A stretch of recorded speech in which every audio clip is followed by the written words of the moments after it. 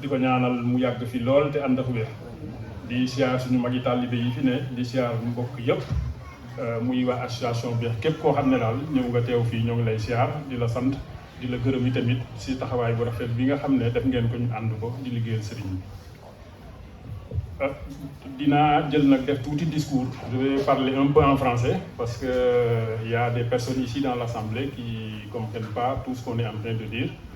Déjà avant de démarrer, je vais les rassurer, il y a un résumé qui va être fait tout à l'heure par Madame Badiam sur une bonne partie de tout ce qui a été fait pendant la journée avant de faire sa conférence. Donc avec un peu de patience, les choses se passeront mieux. On est désolé, on voulait le faire de manière en enchaîner à chaque étape, en fait, faire un résumé, mais on avait des contraintes par rapport aux heures de prière, etc. Je vais commencer parce que cette année, en fait, c'est une année particulière. Nous venons de perdre une personne importante dans le Daïra, qui s'appelle Serigne Ndong. Donc, si vous permettez, on va commencer par lui rendre hommage. Et présenter nos condoléances à sa famille, à Mam Awa, sa femme, et à toute la communauté sénégalaise parce que c'est une perte en fait pour toute la communauté. Donc Serigne Ndong en fait était un grand-père, c'était un père, un oncle pour certains, un ami, c'était un mbokku talibé, c'était un mourid sabeh. Il était vraiment présent partout avec nous. C'est lui qui nous a donné l'enseignement. Moi, c'est lui qui m'a appris à lire il y a une trentaine d'années. Donc, c'est pour dire que depuis 30 ans, il est encore dedans et je l'ai trouvé en train d'œuvrer pour la face de Dieu. Donc, ce personnage-là, comme on dit, c'était un livre ouvert, un puits de savoir doté d'une ouverture d'esprit peu commune et un dialogue fluide et accessible pour nous tous. En toute humilité, il remplissait pleinement un rôle de guide, d'imam pour tout le Daïra et pour toute la communauté sénégalaise. Donc c'est vraiment une perte. Je pense que chacun d'entre nous a eu à avoir affaire avec lui. Et tu as l'impression qu'il ne traite qu'avec toi parce qu'il prend tout le temps nécessaire pour régler ton problème. Pour exemple, moi c'est lui qui a célébré mon mariage il y a une trentaine d'années.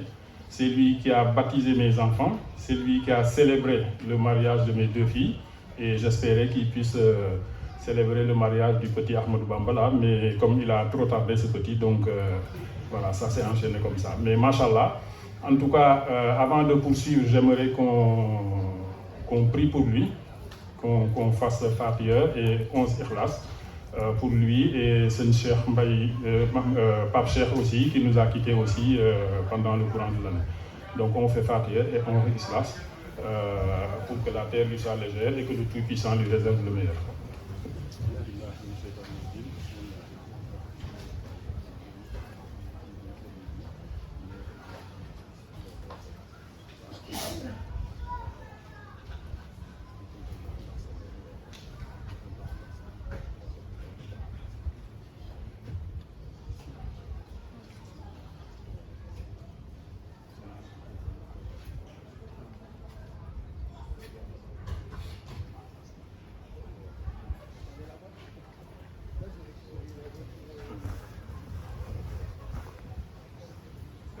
Nous prions pour que la terre lui soit légère et que le Tout-Puissant puisse lui réserver le meilleur.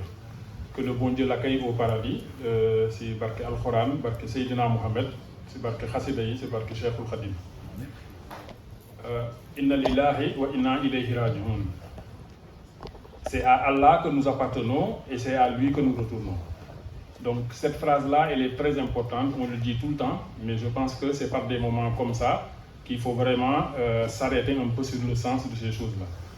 Ça nous ramène tout simplement à réfléchir sur les raisons de notre existence. Là, j'ai tiré quelques phrases, en fait, quelques vers du livre, des poèmes de Serigne Touba qu'il a écrit sur Massalikul Jinan. Massalikul Jinan, le Daïra, comme vous le savez aussi, Daïra Touba Montpellier, on nous a baptisé Massalikul Jinan, c'est Seigne Abdou Lahad qui nous avait donné ce nom en 84. Massalikul Jinan, c'est les itinéraires du paradis. Donc c'est la voie pour accéder au paradis. Parmi ses recommandations, ce qu'il disait, il disait la chose la plus souhaitable aux yeux des morts, et de pouvoir revenir à la vie, ne serait-ce qu'un tout petit laps de temps. Qu'un tout petit laps de temps qui serait pour eux l'occasion d'accomplir un bienfait qui leur serait utile à leur retour dans l'autre monde. Un tout petit laps de temps. Donc ça, c'est important. Là, eux, ils sont là-bas. Ce qu'ils souhaitent, c'est venir un tout petit laps de temps pour œuvrer et réaliser des choses qui leur permettent d'être sauvés dans l'au-delà. Nous, on est là. Masha'Allah, alhamdulillah, que ça dure éternellement, le plus longtemps possible. Mais je pense qu'à un certain moment, il faut qu'on s'interroge sur notre comportement. On donne beaucoup de temps à des choses futiles, on donne beaucoup de temps à d'autres choses, etc. Donc je pense que là, il dit « profite du reste de ta vie en regrettant le passé non utilisé dans les bonnes actions. Et précipite-toi dans la direction des œuvres pies avant qu'il ne soit trop tard. Ne néglige pas d'améliorer ton fort intérieur en prenant soin de ton caractère. » Ça, c'est tiré de Cheikhoul Khadim qui dit ça.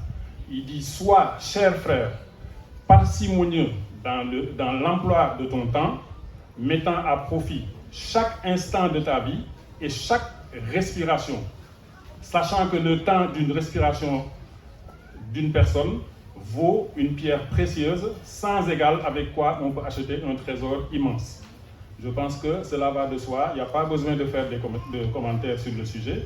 Ça veut dire qu'il faut que le talibé, chaque fois, il doit, avant de se coucher, réfléchir sur son sort, ce que j'ai fait dans la journée, etc. Donc je pense que nous tous, nous devons, je ne sais pas comment on appelle ça, tamer notre talibé là. Donc tamer, ça veut dire tamiser, ou non, c'est pas tamiser, c'est... Comment on dit tamer là? Tamer talibé. Donc ceux qui comprennent ont compris quoi. Donc il faut nous tamer sur talibé régulièrement. Et des moments comme ça, je pense que c'est important qu'on y pense.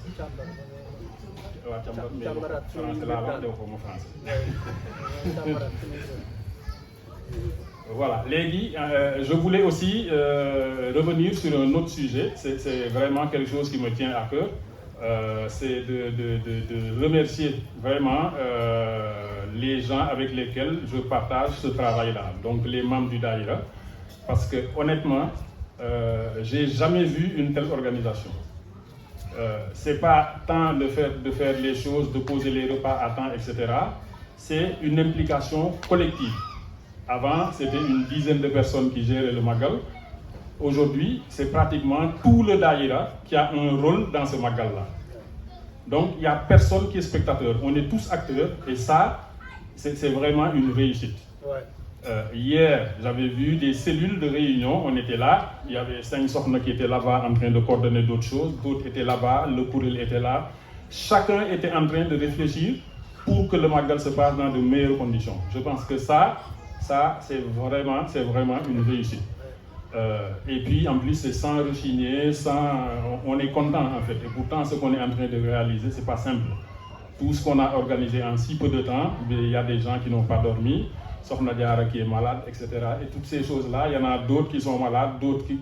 C'est vraiment très très important. Donc je remercie toutes ces personnes, en tout cas pour votre contribution. Le silence, regardez là, il n'y a personne qui parle. Tout le monde est en train d'écouter.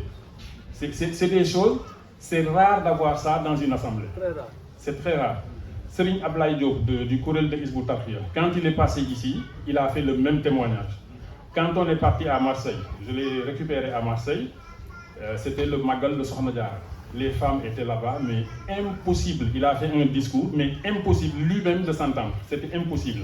Quand il est venu ici, il a vu comment ça s'est passé. Pourtant, on n'a pas briefé, moi j'ai parlé à personne, on n'a briefé personne, mais c'est une discipline qui est en vous. C'est une discipline qui est en vous. Personne n'a parlé. À la fin, il m'a dit, mais Serigne Ablaye, mais vous fonctionnez comme nous. Vos sokhna, il n'y a personne qui parle, vous êtes vraiment comme les membres de Hizbut Tarqiyyah. Hizbut Tarqiyyah, pour ceux qui ne connaissent pas, c'est vraiment la référence dans la voie de Serigne Touba. Tout ce qu'on est en train de faire, les habits qu'on porte, le comportement, tout, c'est eux qui le font.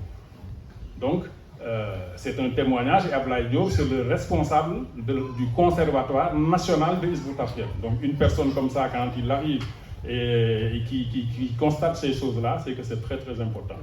Donc en tout cas, merci, je vous encourage à continuer comme ça, parce que ça, talibé, c'est ce que dit le chef. Si talibé, celui qui n'a pas de discipline, il ne peut pas avoir de savoir. Ku amul yar doo am xam-xam doo am dara waaw loolu la sëñ bi wax te yar gi ñii moom macha allah donc di leen santaat bu baax a baax. Beneen bunt bi ñu bëgg a dugg it mooy kër sëñ Touba gi chaque année nag dinaa si wax waaye ren moom tout le monde s'attend à ce que je parle, je ne vais pas parler. Voilà, donc je pense que ce que je vais dire, c'est juste vous remercier en tout cas pour vos contributions, parce que grâce à vous, l'année dernière, on avait fixé un objectif de 30 000, l'objectif a été atteint. Cette année, on a monté le niveau en voulant 35 000, donc à la fin de l'année, on va avoir 65 000. Je pense que tu as fait le bilan, on est à plus de 45 000, etc. Donc, Inch'Allah, on atteindra l'objectif grâce à vos contributions. Donc, comme le dit le marabout, l'action a précédé la demande. Donc, vous avez donné avant qu'on vous demande, donc c'est inutile de vous demander. Continuez comme ça et ensemble, je pense que nous arriverons à nos objectifs. Inch'Allah. Dernier volet. Ah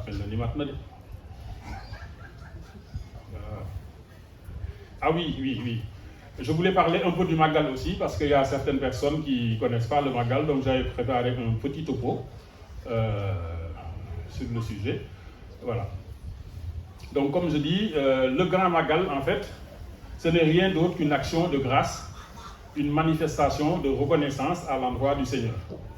Cheikh Ahmadou Bamba, fondateur de la Mouridia, avait renoncé aux honneurs de ce bas monde pour se consacrer exclusivement au service d'Allah et du prophète Mohammed sallallahu alayhi wa sallam. Cheikh Ahmadou Bamba reçut d'Allah la mission de réhabiliter le message prophétique. Il accepta avec courage et abnégation les épreuves pour le triomphe de sa religion, jusqu'au jour où le Seigneur lui fit savoir qu'il a pleinement accompli la mission qui lui a été confiée. Et donc le Seigneur lui est apparu et lui a dit, la peine est levée, toute la mission qui t'a été assignée a été remplie, tu as obtenu le prix de tout ce à quoi tu aspirais, il ne reste que la rétribution et l'action de grâce. Et Cheikhoul Khadim